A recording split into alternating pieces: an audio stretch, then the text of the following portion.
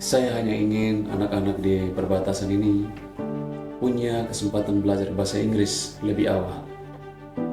Karena perbatasan ini kan cermin kita, terasnya kita yang dilihat oleh bangsa lain.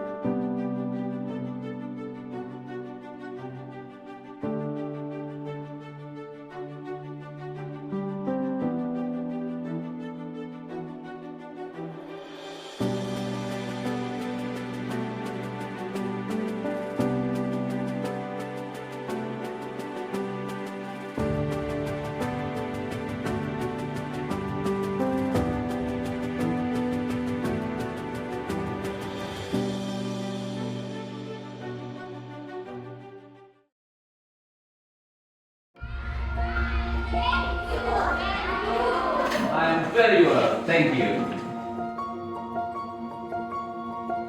Basicnya bahasa Inggris tidak ada di sekolah kami, maka kami sangat kesulitan untuk memberikan pelajaran bahasa Inggris kepada anak-anak.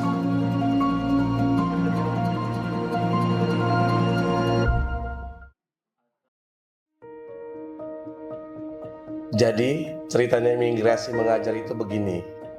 Sebelumnya, saya memang sudah dapat info kalau beberapa SD di wilayah kerja kantor imigrasi kelas 2 TPI Endikong kita ini belum lengkap fasilitasnya maupun tenaga pengajarnya ataupun gurunya. Kemudian, saya teringat kalau bahwa Bapak Charles juga dulu pernah mengajar di Atambua. Jadi saya panggil dia. Saya sampaikan. Kemudian saya tanya, bersediakah kembali mengajar?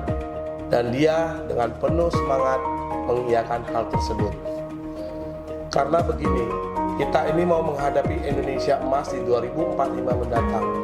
Ya nanti generasi kita sekarang inilah yang akan menjalani masa-masa tersebut. Nah kalau bukan kita yang ikut bantu mempersiapkan, siapa lagi? Dan kalau bukan sekarang, kapan lagi? 30, very good. Restoran buat ekstra. Apa ini? Oke. Apakah itu? 6, thank you very much. Dulu saya sering bolos pelajaran bahasa Inggris. Saya pikir itu pelajaran yang tidak penting. Tapi suatu hari saat saya jualan koran, kemudian ada datang turis asing dan bertanya sesuatu ke saya dalam bahasa Inggris. Saat itu saya bingung, gak bisa jawab. Wah, bingung saya benar-benar saat itu. Jadi malu saya. Untungnya guru bahasa Inggris saya ada di situ. Beliau bantu saya menjelaskan apa yang ditanyakan oleh turis tersebut. Sejak saat itu saya mulai belajar sungguh-sungguh karena saya jadi mulai merasa bahwa bahasa Inggris ini sangat penting sekali. Kemarin seperti Pak Guru masuk pertama memperkenalkan diri. Nah itu yang harus kita ingat. Indonesia. Hanya bedanya adalah pengucapannya. Ya, pronounsnya yang pronunciation-nya yang beda, ya.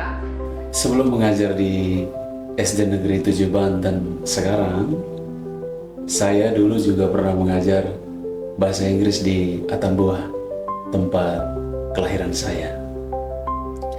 Dan yang berkesan buat saya adalah beberapa waktu lalu ada satu anak didik saya. Waktu itu dia chat saya, tanya kabar. Kemudian dia bilang, terima kasih Pak Guru. Lalu saya bertanya ke dia, untuk apa terima kasih ke Pak Guru?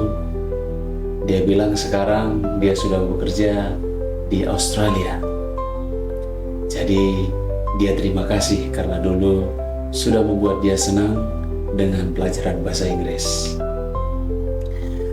Saya di situ merasa haru dan itu juga membuat saya sadar apa yang saya lakukan saat itu mungkin terlihat sederhana, tetapi ternyata hal sederhana bisa berdampak besar bagi orang lain.